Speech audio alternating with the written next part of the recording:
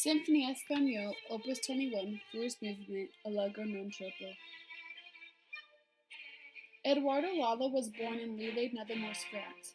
He first started out learning the violin and cello. He then pursued his talent at the age of 16 and moved to Paris while studying at the Paris Conservatory. During the 19th century, the music being composed in Paris were mostly operas. Lalla tried to compose an opera initially as a failure. It never was published nor was ever played, and he grew up into composing altogether after this stage. In 1870, something new and surprising came musically to Paris.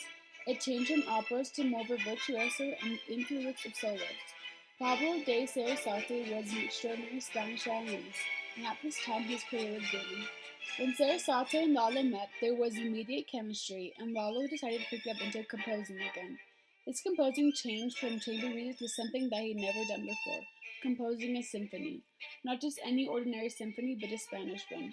Lalla decided that he would compose something for the phenomenally skilled Spanish violinist Pablo de Sarasate, and that is when the works of Symphonie Espagnole, Spanish Symphony, began. On February 7, 1874, the works of Spanish Symphony, Opus 21 in D minor, was completed and premiered by Pablo de Sarasate. This concerto-like work is one of the favorite large-scale violin works of the Romantic era. Its colorful Spanish theme of rhythm triplets and shifts and glissandos on the fingerboard are what give it such a live and Spanish feel. Its well-attractive melodies, along with its playful tricks and soloist part, is what's kept it one of the public's favorite. The symphony is made of 5 movements, but the main movement that will be analyzed is movement 1, Allegro non troppo. For 4 measures, it is just a symphony. Then the soloist comes in. Measure 5 is right when the theme starts. It starts with a strong and intense using the dynamics of fortissimo, immediately captivating the audience. It starts on a high A, and the following measure goes up an octave with the same notes and rhythm as before. The Spanish rhythm of the repeated triplets starts in measure 8 through 11 and is played on the G string of the fingerboard to bring out the rich tone of the A. The specific A could have been played on the D string, but Lalla does it specifically to make it more expressive.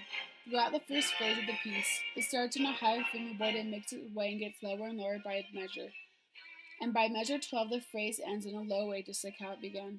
Throughout the whole piece, there is 2 main themes. The first theme is the theme that has been talked about at the very beginning, through measures 5 and 11, starting on a high note then dropping to the lowest note, and throughout the phrase going lower and lower on the violin. This theme is called theme A, and is heard 3 times throughout the piece. The first time is measure 40 shown below. Theme B is the second time that this is used to transition certain parts of the piece. This theme is heard 5 times. What makes this theme different from theme A is that it modulates and is not always in the same key. The rhythm is multiple triplets with slides and intense vibrato. This theme is really what brings out the Spanish dance of the piece. The dynamics are expressive and dolce compared to theme A, where it is less expressive and more staccato. At measure 88 is where theme B is heard the second time. This time, instead of it being in D minor, it's the new key of F major.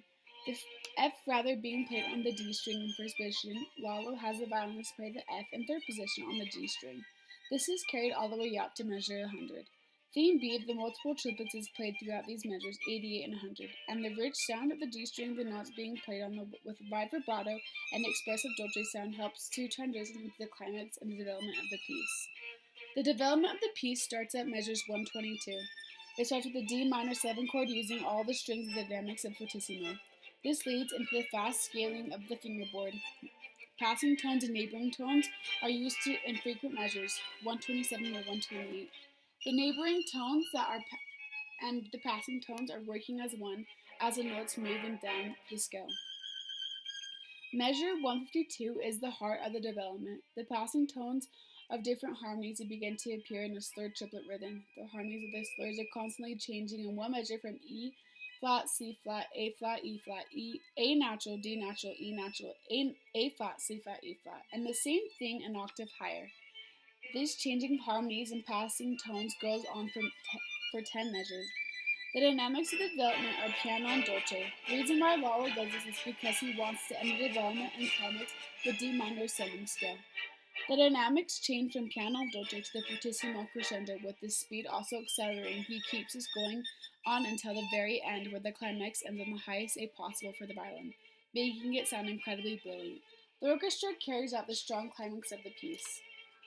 Theme A is again played in exactly as measures 40 and 49. Theme B is also introduced again just like the first page, using the same notes and rhythm as before. The ending of the piece is an accelerating run in D minor, the passing tones and driving sound with the dynamic fortissimo. There is an accent on G sharp and C sharp, starting on measure 265 and carried out until the end, crescendoing and accelerating while it is being moved an octave higher for the last three measures, and the very downbeat at 271 ending on a high B ending in brilliance.